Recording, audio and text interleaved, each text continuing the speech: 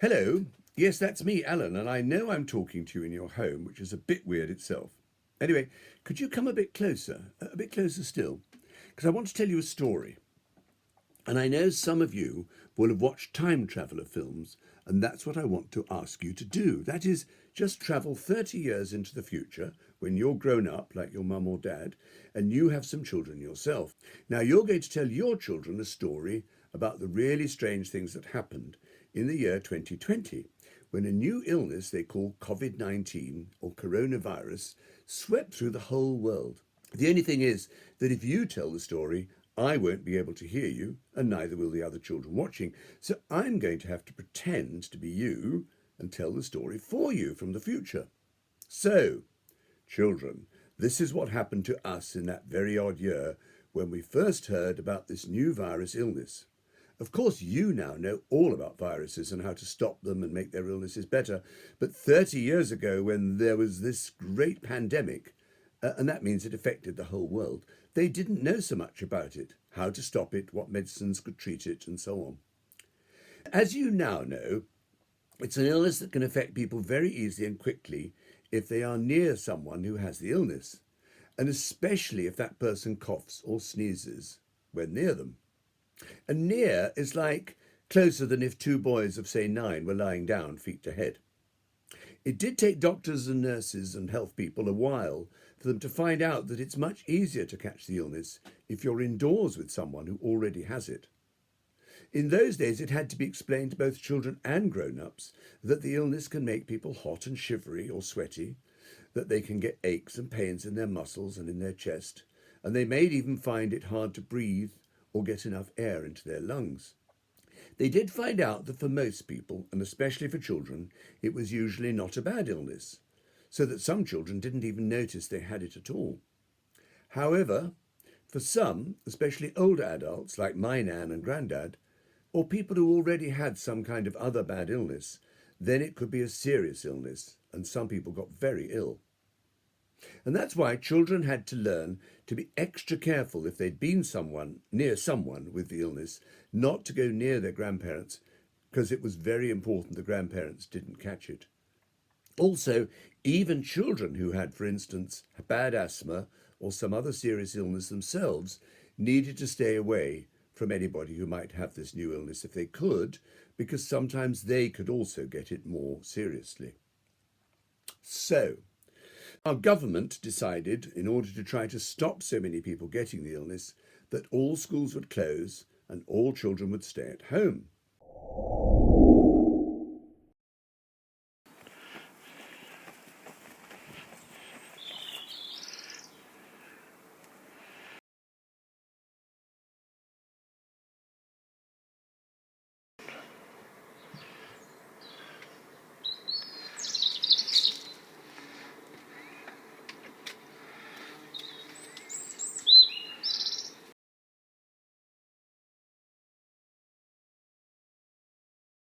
As you can see, Jimmy then thought that it was great until he realised that it meant being with his family all the time and not able to play with or meet friends.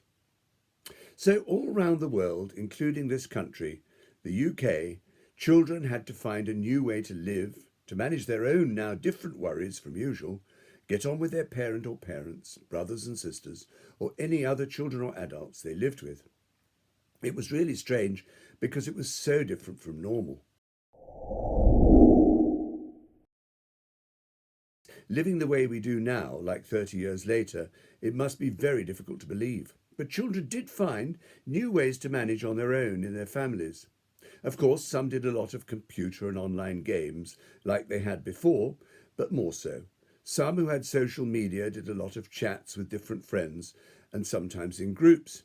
But still, in those days, many children did not have computers or tablets or social media, so they had to find things to do on their own.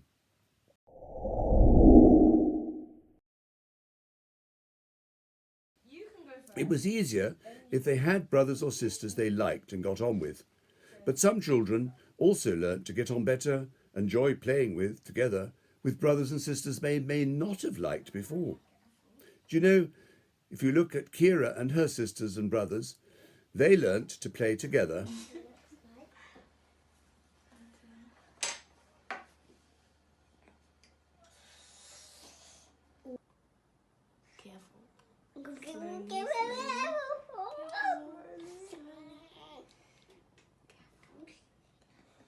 Yes.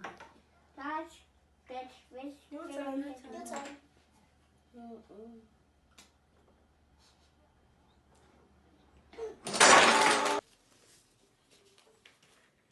Yes, good lines. I have to be cartoon putting it now. Should I have another one? Okay, now we finish our picture. I hope you like it. Just in case no one knows, this is a flower. And if no one knows, these are our windows. Yeah, and it's like bars on the window. Yeah, so like we're blocked inside.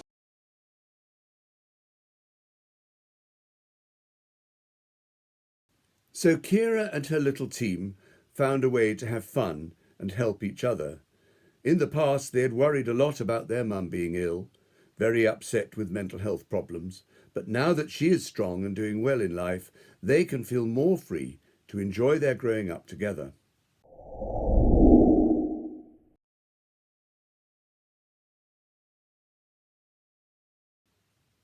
In those days, it was tough for all children having to be at home all the time and not seeing friends and not even going to school, because even then, some children really liked going to school. That was especially if things were difficult at home for any reason, then school often felt like a safe or even fun place. But we do know that for some children in some families, it was especially tough to cope with all being locked in together. That was true, particularly when the family didn't have enough space to do things in, or each person liked doing things separately and couldn't, and when there might be a lot of upset or mental illness in one or both of the parents. Some children even became frightened that being stuck at home together might make things worse, both for their mum or dad as well as for the family. And what they'd all coped with before might now feel almost a bit dangerous, as though the mental illness or even this new illness might get out of control. But in fact, what happened with some parents with mental illness was that when there was a real worry like this illness, they actually felt, or at least coped with it a bit better, because now they knew what the worry was about. You see, one of the really frightening things that can sometimes happen with a mental illness is that the people who have it don't really know where the frightening ideas and feelings come from. So when it's a real and outside fear that everyone shares and that the parent knew about, then some actually did manage better. Other parents, on the other hand, who also had a mental illness, for them the fear of the new virus made them very suspicious, thinking bad things about people, not trusting them, or believing that people were going trying to do something bad to them. You may have heard some people call this paranoia. And then, when they may in fact have felt more suspicious and seen more bad things all over the place, which were often not there at all. All the same, most of us had some idea what was happening to our parent with a mental illness in those days. We knew what it meant when they got ill, even if we didn't know why. We could often guess when they would get more suspicious, more sad, more tired, more upset, or more angry. But even though we knew it, it was still scary and often made us sad, angry, or upset.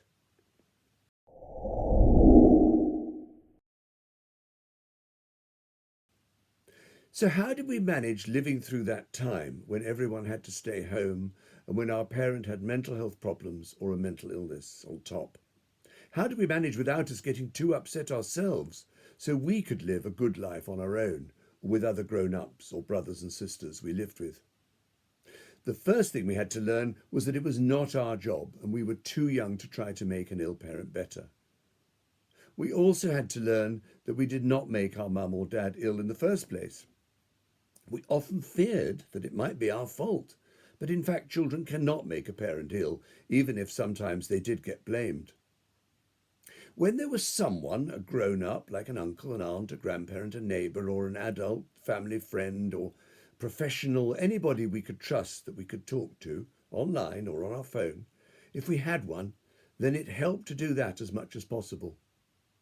That helped us keep in touch with the outside world, and when things were bad, it helped us to remember that there were happier ways of thinking. We also especially learnt not to hide away from others what was happening at home. In the end, if we did that, it didn't help us and it didn't help our mum and dad. We learnt to try to do the same thing with any friends we could keep in touch with, online, by phone, and some of us had a computer or a phone and had to find someone else to teach us how to do video calls on Skype, on FaceTime or on WhatsApp, because we didn't already know. Also, if we did not know or understand what was happening to our mum or dad, it was a big help if we could find someone, an adult, who could explain it to us. So these are some of the key things that we learnt to help us keep our own minds safe and healthy. Firstly, not to be afraid to ask for help, and if possible to keep the phone number of any professionals like doctors, nurses, mental health workers and social workers who had tried to help us or our mum and dad in the past. We learnt to remember the things we were good at that we did before. We learnt to practice what we could do indoors and whenever we could get out for exercise, the things we were good at. And if there were things we couldn't practice, like say volleyball that we'd played before, we wrote lists of how we used to do things that we were good at, as though we were writing a book to teach other children. And some of us even added lots of pictures, so made a sort of picture book, which was really good. We learned to write down good ideas we'd had before we were kept at home, like new games, new ways to help people, even inventions, and to try to keep our own minds going and not let them get kind of flooded by everything happening at home. Those of us with brothers and sisters started talking to each other more, and we even planned what we could do together, like you saw Kira do with her brothers and sisters. We learnt not to try to sort things out we couldn't sort out, but just the ones we could change or control. We learnt to remember to do what we had remembered made us feel happier before. Some of us listened to audiobooks. These we could get from World Book Online, who had over 3,000 electronic books we could listen to, which were free for children. Some of us read actual books, some of us did drawings, listening to music, and some of us tried even a thing called mindfulness that we'd learnt at school, or got it from Headspace or Car Maps. That helped us calm down sometimes. We watched funny things on YouTube, and of course we called friends when we could. We did learn to use less social media or even stop using it, as we found that it often told us stuff that was untrue, which then made us more worried. We did learn to accept help more. In fact, we had not realised how much the things happening at home had taught us not to accept help. And we had got into the habit of feeling we had to do everything at home, but it made the load heavier, so we sometimes felt too tired and just sort of flat. Now we started noticing or even writing down how many times we ignored help that someone had offered.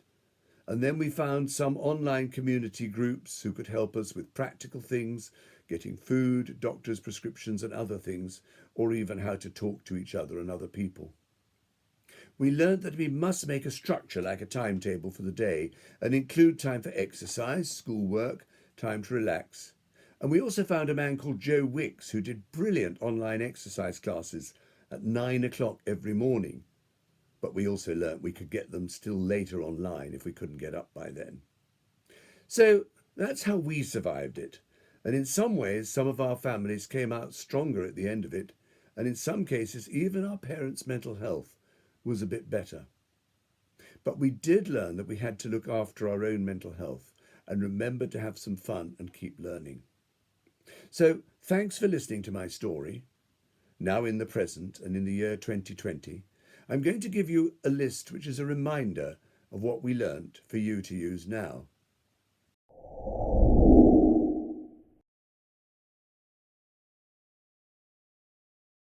So don't try to make your mum or dad better. You did not make them ill. It was not your fault. You must protect your own mental health and keep well. Don't try to sort out things you can't control. Do try to find another adult to talk to, not hide what is happening, and accept help when it's offered. Do keep in touch with friends in any way you can, as much as possible, but don't listen to bad stories on social media.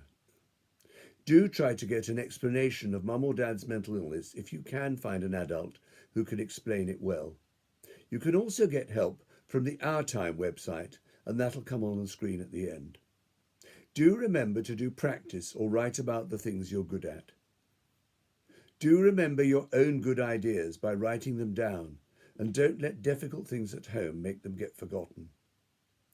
Do talk more if you can to brothers and sisters and plan things together. Try to plan activities with friends online or by phone. Do the things that make you feel happier, and make a structure or a timetable for yourself.